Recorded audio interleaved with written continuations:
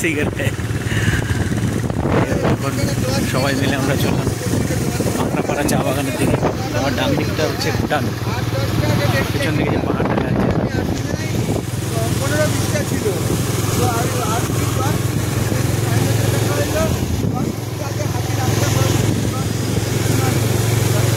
কবে হাতি রাস্তা ক্রস করছে?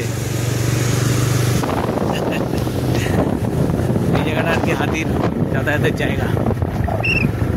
ডান দিকটা এই রাস্তাটা সোজা গোমটু ভুটানের দিকে যায়, এবং দলমোড় চা বাগান, দলমোড়, তারপর হচ্ছে এদিকে দলমোড়ের ফরেস্ট, এদিকে আর নিচে হচ্ছে জায়গাটাতে আর কি হাতিরা যাতায়াত করে। আমরা আছি মাকড়াপাড়া চা বাগানের দিকে।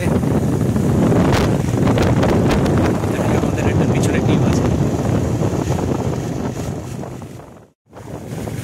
এই পুরো জায়গাটা হচ্ছে হাতির করিডোর, অর্থাৎ এই তিতি থেকে রেতি যাওয়ার যে করিডোর, আমার বাদিকটা পুরোটাই আর কি জঙ্গল। এটা দলমোড়ের জঙ্গল এবং এর নিচে হচ্ছে রেতির জঙ্গল।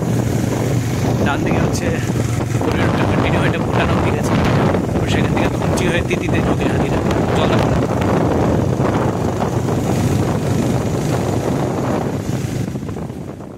এই হচ্ছে পাহাড়, ভুটানের পাহাড়, যেটা পুরোটাই আর কি ডলোমাইট দিয়ে ঘেরা, এবং এইখান থেকে ডলোমাইট কেটে তারপর সেটা যায় আমাদের ভারতে।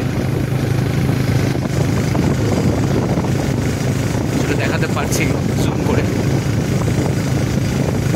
তার নিচেই আর কি জঙ্গল, মানে এটা তো চা বাগান, এর থেকে জঙ্গলের ডিস্টেন্স 200 মিটারও না। এবং ডান দিক বাদিক পুরোটাই, ডান দিকেও আছে, এটা পুরোটাই ডলোমাইটের জায়গা আর কি। তো তার জন্য চা বাগানে কি ইম্প্যাক্ট করছে তার জন্যই আসা। আমারটা অনেকটাই এসছে। এই যে ভুটানের পাহাড়, পেছনে আমার সামনে হচ্ছে যে সিমেন্ট কারখানা, এই তো সিমেন্ট কারখানা এগুলো সব। পাহাড় ফাটিয়ে সেখান থেকে আর কি ডলোমাইট এক্সকাভেশন করে তারপর সিমেন্ট কারখানা জঙ্গলের সামনে। এটা পুরোটাই চা বাগান আর কি, এটা মাকড়াপাড়া চা বাগান, কিন্তু এখন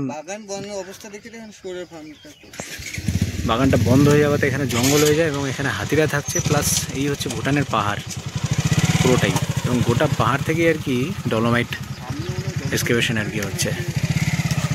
এই হচ্ছে সেই ফ্যাক্টরিগুলো, এবং এই ফ্যাক্টরিগুলোর জন্যই কিন্তু হাতিরা উপরের দিকে যায় না। ওই পাহাড়ের পেছন দিকে দেখুন এখানে রাস্তা আছে যাওয়ার, আর নিচ দিয়ে পুরোটাই বাউন্ডারি করা।